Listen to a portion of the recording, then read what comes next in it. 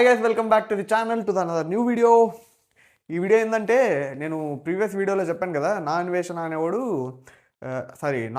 అనే ఒక person YouTube reviewers అంటే మూవీ రివ్యూవర్స్ ఎవరైతే ఉంటారో వాళ్ళు రివ్యూ చేయొచ్చా లేదా, అసలు రివ్యూ చేయొద్దండి అని అయితే ఒక వీడియో తీసినాడు అనమాట. సో మూవీ రివ్యూ తీస్తే ఆయనకు వచ్చిన ప్రాబ్లం ఏంది, ఆయన వీడియోలో ఏం మాట్లాడినాడు, దానికి మన కౌంటర్ ఏంది అనేది అయితే మాట్లాడదాము. So before getting in to the video నేనైతే ఒక విషయం క్లారిఫై చేద్దాం అనుకుంటున్నా. నేను యూట్యూబ్లో ఎన్నో డమ్ము వీడియోస్ చూసినా, కానీ ఇలా కూడా ఉంటారా జనాలు, అంటే ఏం మాట్లాడుతున్నామో అర్థం కాకుండా కూడా మాట్లాడతారా జనాలు, దానికి కూడా ఇన్ని వ్యూస్ ఉంటాయా అని షాక్ అయినా నిన్న చూసి. ఇది అసలు ఎన్ని డమ్ వీడియోలు చూసినా కానీ ఇది వేరే లెవెల్ అనమాట. సో మరి ఎందుకు చూస్తున్నారో ఏమో నాకైతే తెలీదు. సో నేను ఆయన కంటెంట్‌ని ఎప్పుడు ఫాలో అయింది కూడా లేదు. నేను ఓన్లీ ఇట్లా కాంట్రోవర్సీలు అయినప్పుడు 'శివాజీ' గారి కాంట్రోవర్సీ, అప్పుడు 'భయ్యా సన్నీ యాదవ్' కాంట్రోవర్సీ, అప్పుడు ఆయన గురించి వినడమే తప్ప నేను ఆయన కంటెంట్ పెద్దగా ఫాలో అయింది ఎప్పుడూ లేదనమాట. సో ఇంకా ఆయన ఏ పర్సనల్‌గా ఎట్లుంటాడు ఇవన్నీ నాకు అనవసరం. నేను ఏం మాట్లాడినాడు రివ్యూవర్స్ గురించి, దానికి మన కౌంటర్ ఆర్గ్యుమెంట్ ఏంది, దాని గురించి మాట్లాడదాం అంతే. సో పాయింట్ టు పాయింట్ మాట్లాడుకుందాం. సో ఇంగ్లీష్‌లో నాకు ఒక ఫేవరెట్ కొటేషన్ ఉంటది, మన చెగువేరది. రాసుకొని వచ్చిన. సో మాట్లాడదాం. అంటే you can't say wrong as a wrong, you are at the final stage of slavery, Che Guevara చెప్పారు. సో అదనమాట. ఇంకా ఇంకొకటి, ఇప్పుడు ఒపీనియన్ అనేది ప్రతి ఒక్క పర్సన్కి ఉంటుందండి. నేను ఇంకొకటి బిలీవ్ చేస్తాను, ఏంటంటే opinion is like an asshole, everyone has one.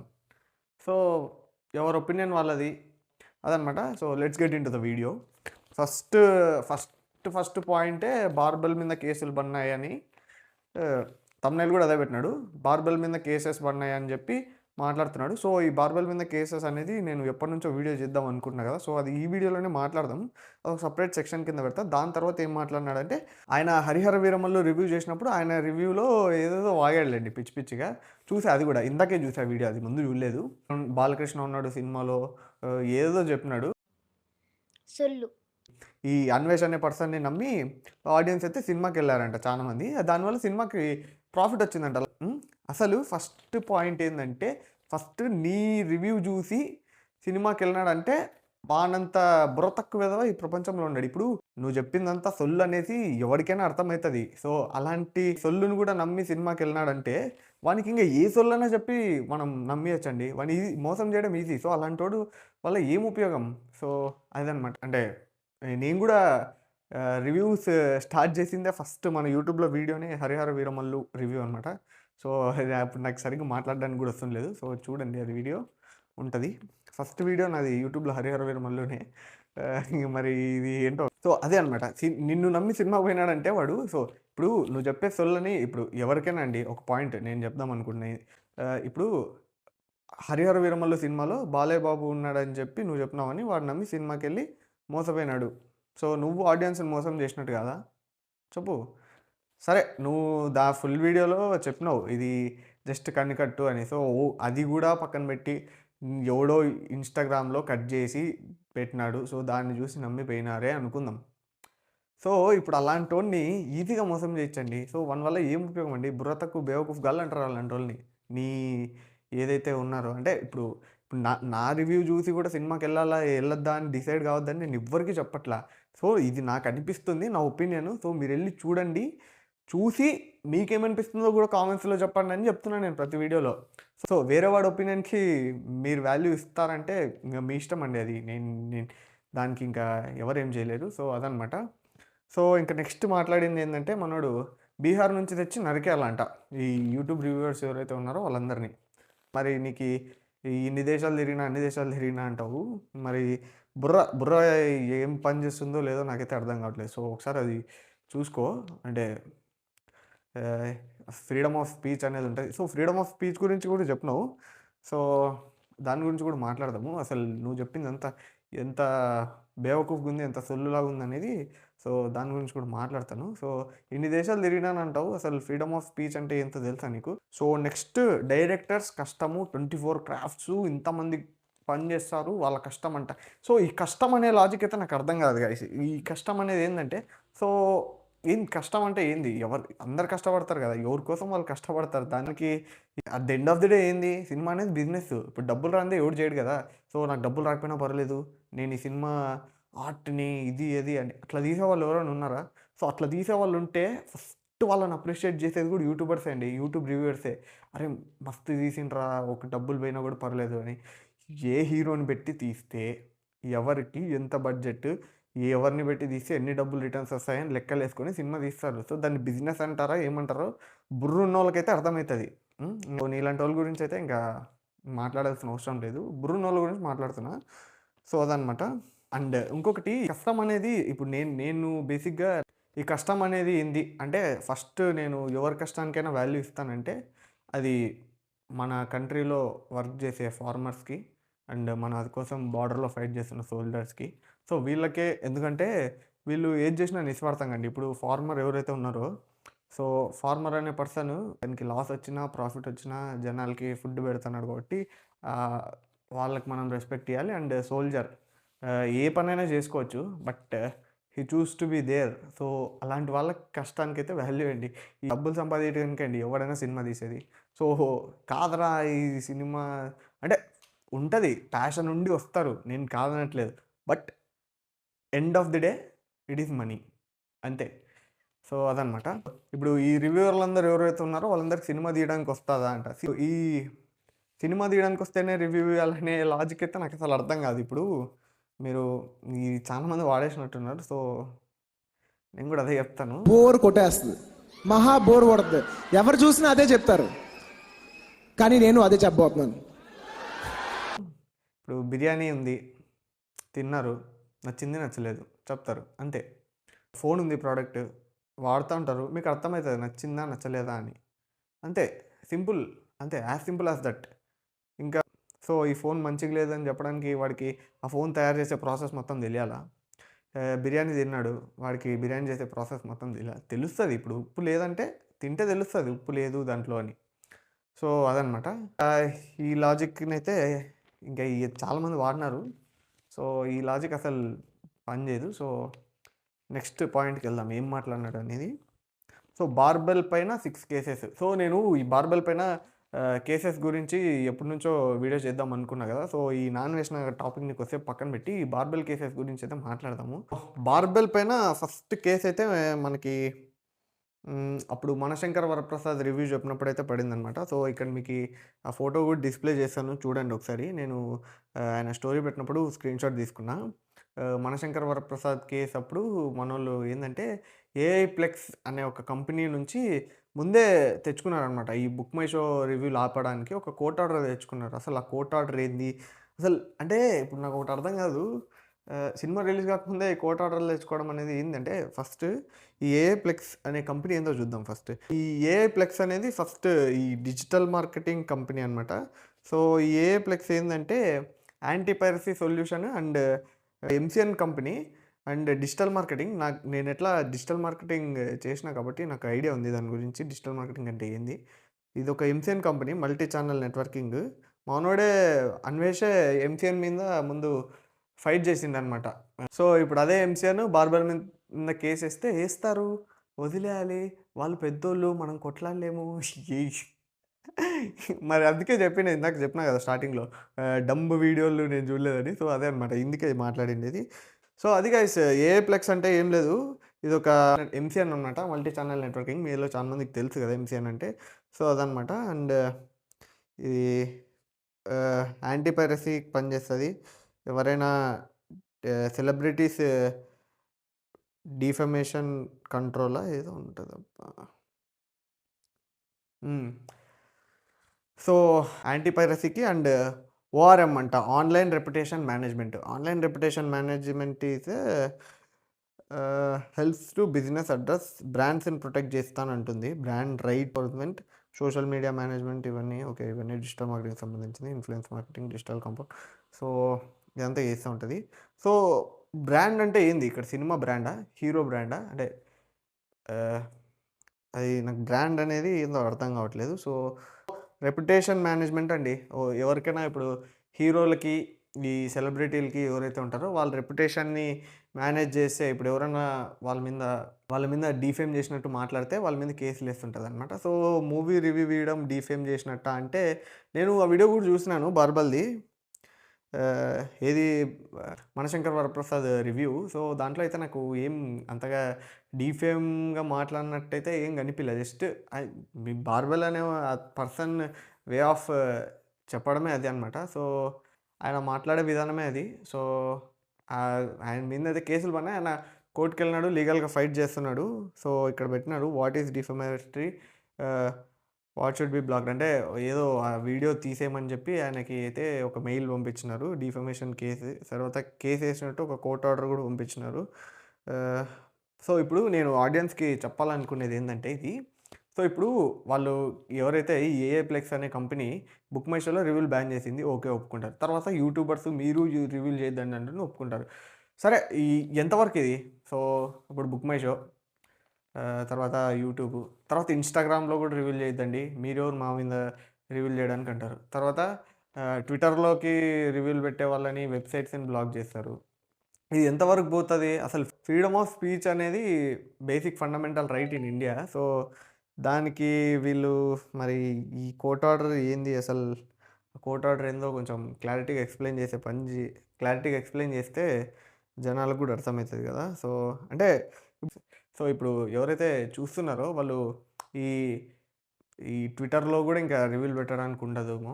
So, ఇప్పుడు బుక్ మై షోలో రివ్యూలు ఎట్లా బ్యాన్ చేసినారు. అంటే ఇప్పుడు మీరు చూడండి మూవీ, కానీ మా గురించి మాట్లాడొద్దండి.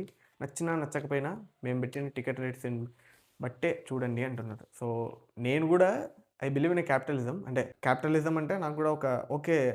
అంటే డెవలప్‌మెంట్ వస్తది అని బిలీవ్ చేస్తాను. బట్ నేను గూడా నా పాత క్లిప్ ఇక్కడ ఒకటి పెడతాను చూడండి. అండి టికెట్ ప్రైస్ వాళ్ళు ఎంత పెట్టుకున్నా నాకు ప్రాబ్లం లేదండి. ఎందుకంటే cinema is a product and by చేసేది మనం ఆడియన్స్. దానికి డిమాండ్ పెంచింది ఎవరు? ఆడియన్స్. టికెట్ ప్రైస్ ₹1000 పెట్టినా 2000 పెట్టినా నాకు నచ్చితే నేను చూస్తా. వాళ్ళు ఏదో చెప్పారు కదా. బేసిక్గా ఏంటంటే అండి ఇదంతా ఒక మార్కెటింగ్ స్ట్రాటజీ. వాళ్ళు ప్రైస్ ఎంతైనా పెట్టచ్చు. మీరు డిమాండ్ పెంచి మీరు వచ్చి మళ్ళీ టికెట్ రేట్లు తగ్గించండి అని ఫైట్ చేస్తున్నారు. ఇప్పుడు అలా ఫైట్ చేయాలనుకుంటే ఒకటే అండి, సినిమా చూడడం మానేయండి. వాళ్ళే మంచి కంటెంట్ ప్రొవైడ్ చేస్తారు మనకు. మీరు వచ్చిన ప్రతిదాన్ని లేపుకుంటారు మాకు మా హీరో అని. అలా కాకుండా వాళ్ళు చెత్త కంటెంట్ ఇచ్చారు, సినిమాలు చూడడం మానేయండి. ఆటోమేటిక్గా మంచి కంటెంట్ వస్తుంది కదా. వన్స్ సినిమా రిలీజ్ అయిన తర్వాత దాని టికెట్ కొని చూసిన ఆడియన్కి దాని ఒపీనియన్ చెప్పే రైట్ 100% ఉండదండి. వాడికి నచ్చింది చెప్తాడు. దాన్ని మీరు మైక్ ఉంది కదా ఇష్టం వచ్చినట్టు ఎట్లా వాగుతారు అని చెప్పడం it doesn't make any sense. ఎందుకంటే ఇప్పుడు నువ్వు కష్టపడి తీశారు, ఇంతమంది ఆడియన్స్ కష్టపడి తీశారు, ఎవరి కోసం తీస్తున్నారు? మీరు మీ డబ్బులు సంపాదించుకోవడానికి మీరు తీస్తున్నారు. అంతేగాని మీరేమి ఊరికే ఫ్రీగా అయితే ఎవరికి చూపారు కదా సినిమా. సో పబ్లిక్గా ఒక సినిమా రిలీజ్ అయినాక దాని మీద కామెంట్ చేసే రైటు ప్రతి ఒక్కరికి ఉంటుందండి. అది ఎవరైనా that you have to accept. Me until unless వాళ్ళు పర్సనల్గా వెళ్ళి మరీ డిగ్రేడ్ చేసి మాట్లాడితే తప్ప ఒపీనియన్ చెప్పే రేట్ ప్రతి ఒక్కరికి ఉంటుంది. అప్పుడు చెప్పాను సినిమా అనేది ప్రోడక్ట్, టికెట్ వాళ్ళ ఇష్టం ఎంతైనా పెట్టుకోవచ్చు. చూసి తర్వాత రివ్యూ చెప్పడం అనేది కూడా ఆడియన్స్ రైట్, అది ఫ్రీడమ్ ఆఫ్ స్పీచ్ అని అయితే మాట్లాడినాను. సో కానీ నాకు రీసెంట్గా ఇది ఒక లాజిక్ తట్టిందనమాట. సో టికెట్ రేట్లు పెంచుతున్నారు, సినిమా ప్రోడక్ట్. సో అలా అన్ని సినిమాలకి జరుగుతుందా? లేకపోతే మీకు ఇన్ఫ్లుయెన్స్ ఉంది కాబట్టి ఎవరైతే సో కాల్డ్ ఈ ప్రొడ్యూసర్స్, పెద్ద పెద్ద ప్రొడ్యూసర్స్ ఎవరైతే ఉన్నారో మీకు ఈ ఇన్ఫ్లుయెన్స్ ఉంది కాబట్టి గవర్నమెంట్లో ఒక ఆర్డర్ తెచ్చుకొని చేస్తున్నారా? సో ఇప్పుడు క్యాపిటలిజం అనేది ఒక ఫ్రీ గ్రౌండ్ ఉండాలండి. ఒక ఇండిపెండెంట్ ఫిల్మ్ మేకర్ ఉన్నారు, ఆయనకి ఏ పరిచయాలు లేవు. He just make a movie and he want to release. So ఇప్పుడు ఆయనకు ఉందా ఆ ఫ్రీడమ్? టికెట్ రేట్ ఎంత నచ్చితే అంత పెట్టుకోవడానికి లేదు కదా. సో ఎవరు ఈ సో కాల్డ్ ప్రొడ్యూసర్స్కి మాత్రమే ఎందుకు ఆ ప్రివిలేజ్? సో అది దానికొక్కటి నేను ఇప్పటికి కూడా నాకు టికెట్ రేట్ ఎంత పెట్టినా నాకు ప్రాబ్లం లేదు. బట్ అది అందరికీ ఈక్వల్గా ఉండాలేదని నా పాయింట్. సో అది మీకు అర్థమైంది అనుకుంటా. సో అదనమాట. సో ఇంకా ఇదనమాట బార్బెల్ మీద కేసు. సో మీరే ఆలోచించండి. ఇంకా యూట్యూబ్లో రివ్యూలు చేయొద్దంటారు, బుక్ మై షోలో ఎట్లా బ్లాక్ చేసినారు. నెక్స్ట్ ఇంకా ఎంతవరకు ఇది అంటే where is the limit for this kind of అంటే ఫ్రీడమ్ ఆఫ్ స్పీచ్ని కండెమ్ చేసేదానికి లిమిట్ ఎక్కడి వరకు? అంటే ఇంకా యూట్యూబ్ బుక్ మై షోనేనా? నెక్స్ట్ ఇంకా మైకుల ముందరకొచ్చి పబ్లిక్ ఒపీనియన్ కూడా చెప్పొద్దని చెప్తారా? అనేది నా డౌట్ అనమాట. సో, అది ఇంకా జనాలకే తెలియాలి ఏంటి అనేది.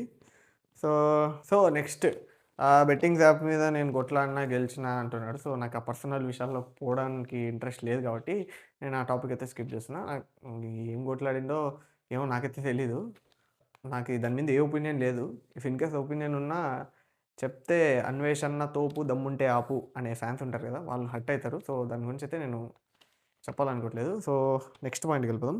ఈ ప్రజాసేవ అంటున్నాడు. ప్రజాసేవ చేస్తున్నారా మీరేమన్నా యూట్యూబర్స్? మీరు డబ్బుల కోసం చేస్తున్నారు అని చెప్తున్నాడు. అవును. డబ్బుల కోసమే చేస్తారు ఎవరైనా యూట్యూబ్‌లో. నువ్వెందుకు చేస్తున్నావు వీడియోస్? ప్రజాసేవనా? ప్రజాసేవ అని ఎవరు చెప్పారు? అసలు ఆ టాపిక్ ఎందుకొచ్చింది? ఇందుకే నేను డంబ్ అనేది. సో, థింక్ చేయండి గైస్. ప్రజాసేవ చేస్తామని ఎవరు చెప్పలేదు. ఫ్రీడమ్ ఆఫ్ స్పీచ్‌ని యూజ్ చేసుకొని ఒక యూట్యూబ్ అనే ఒక మీడియంని యూజ్ చేసుకొని మనీ కోసమో కొంతమందికి హాబీలాగా ఉండొచ్చు. నాది ఇంకా ఛానల్ మానిటైజ్ కూడా కాలేదు. అయినా కూడా చేస్తున్నా. సో, అది డబ్బుల కోసమే చేస్తారా అంటే కొంతమంది డబ్బుల కోసమే చేస్తారు. ఎవరు కాదన్నారు. అసలు ఫస్ట్ ఆఫ్ ఆల్ ఆ ప్రజాసేవ అనే టాపిక్ ఇక్కడ ఎందుకొచ్చింది? చూసేవాళ్ళు చూస్తారు. ఇప్పుడు కొంతమంది ఉంటారు. ఇప్పుడు సినిమాకి రూ. 1000 పెట్టినారు టికెట్. ఎట్లుంది అని తెలుసుకోవద్దా? జస్ట్ ఇంక రూ. 1000 పెట్టినా కాబట్టి ఎవడు మాట్లాడుకోకుండా ఉంటే వాళ్ళ సినిమాని ఎంత పెట్టినా చూసి కొనుక్కోవాలనా? దాని ప్రోడక్ట్ కాదు, బిజినెస్ కాదంటావు? ఆ లాజిక్ ఏందో నాకు అర్థం కావట్లేదు. మీరైనా చెప్పే ప్రయత్నం చేయండి గైస్. ఎవరైనా ఆడియన్స్ 'అన్వేషణ తోపు దమ్ముంటే ఆపు' అంటారు కదా! వాళ్ళైనా చెప్పే ప్రయత్నం చేయండి నాకి. సినిమా అనేది బిజినెస్ కాకుండా ఎట్లా పోయింది అసలు? సినిమా అనేది ప్రోడక్టే కాదు, ఎంటర్‌టైన్‌మెంట్, అది ఫీల్ కావాలా? సో, పైరసీలో చూస్తే తప్పేంది అంటారు. నెక్స్ట్ నాకు ఈ 'ఐబొమ్మ' రవిని అరెస్ట్ చేసినప్పుడు కూడా నాకు దాని మీద ఒక ఇది ఉండే. ఏంటంటే ఆహ్, 'ఐబొమ్మకి' సపోర్ట్ చేసేవాళ్ళు చాలా మంది ఉన్నారు. నేనైతే ఐ డోంట్ సపోర్ట్ హిమ్. తప్పు చేసినాడు, కోర్ట్ చూసుకుంటది. దానికి సింపతి ఎందుకొస్తుంది నాకు తెలీదు. మీరైనా ఎవరైనా ఉంటే చెప్పే ప్రయత్నం చేయండి నాకు. సో, నెక్స్ట్ సినిమా టికెట్ ప్రైజుల గురించి మాట్లాడుతున్నాడు. సో, అది ఇందాక మనం ఆ కేసుల విషయంలో ఆ ఏఏప్లెక్స్ ఈ దాని గురించి అంతా ఇందాకనే మనము దాని గురించి అయితే క్లారిటీ ఇచ్చేసినామనమాట సినిమా టికెట్స్ గురించి. సో, నెక్స్ట్ ఈ 'ఓజీ' రివ్యూ ఎంత ఎటకారంగా చెప్పినావురా అని లాజిక్‌లు అవి ఇవి అని అడుగుతారా అన్నారు. సో, 'ఓజీ' సినిమా నేను రివ్యూ ఇచ్చిన. నాకు నచ్చిందని ఇచ్చిన. ఆయనకు నచ్చలేదని ఇచ్చినాడు. సో, అప్పుడు కోడిగుడ్డల మీద ఈకలు వీకుతున్నారు వీళ్ళంటే ఎవరి ఒపీనియన్ వాళ్ళకుంటది బాస్. కొంచెం బుర్ర పెట్టి ఆలోచిస్తే ఇప్పుడు బుర్రున్నోడు ఏం చేస్తాడు? అరే! ఈడేదో చెప్పిండు. సో, నాకు అది అనిపించిందా లేదా సినిమాలో అని ఆడియన్స్ డిసైడ్ అయితారు. Let them have their brain. నువ్వు ఏదో ఇప్పుడు బార్బర్‌లు కూడా అంటారు. ఏంటి నువ్వు మా మీద పడి డబ్బులు సంపాదిస్తున్నావు అని. అంటే ఈ వీడియోలు చేసినావు కదా! సో, దాని మీద అట్లా అనే రైట్ ఉందా? సో, అది అనమాట. సో, ఇంకా నెక్స్ట్ ఏం చెప్తున్నాడంటే ఇది ఇక్కడితో ఆగదు. ప్రతి ఒక్కరి మీద కేసులు పడతాయి. ప్రతి ఒక్క యూట్యూబ్ రివ్యూవర్ మీద అంటున్నాడు. సో, అట్లా ఎంతమందిని ఆపుతారు? ఇప్పుడు 'బార్బెల్‌ని' ఈరోజు అన్నారు. తర్వాత ఒక యూట్యూబర్‌ని అరెస్ట్ చేస్తారు. తర్వాత అరెస్ట్ చేస్తారు. తర్వాత కెమెరా ముందుకొచ్చిన వాళ్ళని కూడా అరెస్ట్ చేస్తారా? కెమెరా ముందుకొచ్చి థియేటర్ ముందర మైక్ ముందర మాట్లాడతారు. వాళ్ళని కూడా అరెస్ట్ చేస్తారా? అట్లా అరెస్ట్ చేస్తే you are killing your own audience. And ఇంకొకటి ఇది నేను మాట్లాడదాం అనుకుంటున్నా. ఆడియన్స్ డిసైడ్ చేస్తారు. ఆడియన్స్ డిసైడ్ చేస్తారు అంటారు. సో, మేము ఇప్పుడు డబ్బులు పెట్టి పోయినోళ్ళు మేము ఆడియన్స్ కాదా? ఓకే. యూట్యూబ్‌లో రివ్యూ చేస్తున్నారు అది వేరే. But at the end of the day మేము కొనుక్కొని పోయినప్పుడు మేము కూడా ఆడియనే కదా! డబ్బులు పెట్టినప్పుడు మాకు కూడా ఉంటది కదా ఒపీనియన్. సో, అంతే. దానికి ఆడియన్స్ డిసైడ్ చేసుకుంటారు. అసలు మీరెవరు చెప్పడానికి? ఇదంతా brain. Use brain. YouTube reviewers సినిమాని చంపేస్తున్నారు అంటారు. ఈ యూట్యూబ్ రివ్యూవర్స్ వల్ల ఎన్ని చిన్న సినిమాలు మంచిగా అంటే ఈ పెద్ద సినిమాలకి లాస్ వచ్చిందో లేదో నాకైతే తెలీదు. బట్ అంటే మేబీ వచ్చిండొచ్చు. అది ఎంతవరకు ఎఫెక్ట్ చేస్తదని మనకు స్టాటిస్టిక్స్ ఎక్కడ లేవు కాబట్టి మనం మాట్లాడలేమనమాట. ఇప్పుడు నేను నీ వీడియో చూసినా, నేను పోయి సినిమా చూస్తానా లేదా అనేది దానికి ఒక స్టాటిస్టిక్ క్యాలిక్యులేషన్ లేదు కాబట్టి మనమైతే మాట్లాడలేము. సో, ఇప్పుడు అలాగైతే ఎన్ని చిన్న సినిమాలు యూట్యూబ్ రివ్యూవర్స్ వల్ల ఆడినాయో మీకు తెలుసా? ప్రీమియర్స్ ఏస్తారు. అది ఎవరి కోసం? రివ్యూవర్స్‌కే సెపరేట్ షోలు కూడా ఏసినారు. మూవీ ప్రొడక్షన్ హౌసెస్ వీళ్ళందరూ. అలాంటి సందర్భాలు కూడా ఉన్నాయి. సో, మీరు రీసెంట్‌గా చూసుకుంటే 'లిటిల్ ఆర్ట్' సినిమా అంత గ్రాండ్ సక్సెస్ కావడానికి మెయిన్ రీజన్ మీమర్స్ అండ్ యూట్యూబ్‌లో వీడియోలు చేసే వాళ్ళ సినిమాకి ఎంత మంచి పాజిటివ్ రివ్యూ ఇవ్వడం వల్ల చాలా మంది ఆడియన్స్ పోయి చూసినారు. అని నేను అనుకున్నా. దానికి కూడా స్టాటిస్టిక్ ఎవిడెన్స్ లేదు. బట్ స్టిల్ మీరు చెప్పిన లాజిక్ ప్రకారం అయితే అదే. సో అదనమాట. ఇంకా ఫైనల్గా మనోడైతే కోర్టు టైం వేస్ట్ చేస్తున్నారు, కోర్టుకి విలువైన సమయం వేస్ట్ చేస్తున్నారు అంట. సో ఇక్కడ నా పాయింట్, ఇది ఎంత ఫూలిష్ స్టేట్మెంట్ అంటే అంత ఫూలిష్ స్టేట్మెంట్ అనమాట. ఇప్పుడు ఒకడు ఫ్రీడమ్ ఆఫ్ స్పీచ్ని యూజ్ చేసుకొని యూట్యూబ్లో రివీల్ చేస్తా అంటే వాడి మీద కేసులు వేసిన వాళ్ళు కోర్టులో టైం వేస్ట్ చేస్తున్నట్ట, లేకపోతే సో దీన్నే అంటారు మనము విక్టిమ్ బ్లేమింగ్ అని. సో వాళ్ళు కేసులు వేసినప్పుడు పోరాడడం. ఇప్పుడు ఆయన కేసు వేసినారని చెప్పి ఊరికే ఇంట్లో కూర్చుంటారా? సరే సరే నేను నా ఛానల్ బంద్ చేసుకుంటా, నేనేం చెప్పానని. ఏది ఏ లెవెల్ ఆఫ్ బానిసత్వం ఇది? సో అది గైస్ ఈ వీడియో అయితే. సో ఈ వీడియో అయితే ఇక్కడితో క్లోజ్ చేస్తున్నా. సో అన్వేష్ ఇంకొక పార్ట్ 2 కూడా చేసినాడు, రివ్యూస్ బంద్ చేసి ఏం చేయాలో ఈ యూట్యూబర్స్ అందరు ఏం చేసుకోవాలి అని. సో దాని మీద నా ఒపీనియన్ చెప్పాలంటే I would like to apologize. I would like to apologize to no fucking buddy because I don't give a fuck. అదనమాట. సో అసలు ఎవరేం చేయాలో ఎవరు డిసైడ్ చేస్తున్నారండి. వీడియో అయితే ఇక్కడితో క్లోజ్ చేస్తున్నా గైస్. ఇంకా చాలా టాపిక్స్ మిస్ చేసిన, చాలా మాట్లాడేది ఉంది. సో ఇప్పుడు నా లైట్ అయితే ఛార్జింగ్ అయిపోయింది. సో ఇంకా టైం కూడా ఇప్పుడు చూడండి, టైము నైట్ 1:54 అవుతుంది. ఈ టైంలో రికార్డ్ చేస్తున్నా వీడియో. సో అదనమాట. ఇంకా పార్ట్ 2 కావాలనుకుంటే ఈ వీడియో కింద కామెంట్ చేయండి. మైక్ కూడా ఛార్జింగ్ అయిపోయింది. సో పార్ట్ 2 కావాలనుకుంటే కింద కామెంట్స్లో చేయండి, తప్పకుండా చేస్తాను. ఈ వీడియోకి వచ్చే రీచ్ బట్టి చూస్తాను, ఇంకా లేదంటే లైట్. సో ఈ వీడియోకి అయితే ఇంతే guys. I will catch you in the next one. ఈ వీడియో ఇక్కడ వరకు చూసింటే thank you so much guys. ఈ వీడియో నచ్చితే లైక్ చేయండి, షేర్ చేయండి, సబ్స్క్రైబ్ చేయండి. మన ఛానల్ని సబ్స్క్రైబ్ చేయడం మాత్రం మర్చిపోదండి. సో కలుద్దాం నెక్స్ట్ వీడియోలో. Until then have fun and enjoy చేయండి, మంచి సినిమాలు చూడండి. So that's it. Thank you. జై హింద్.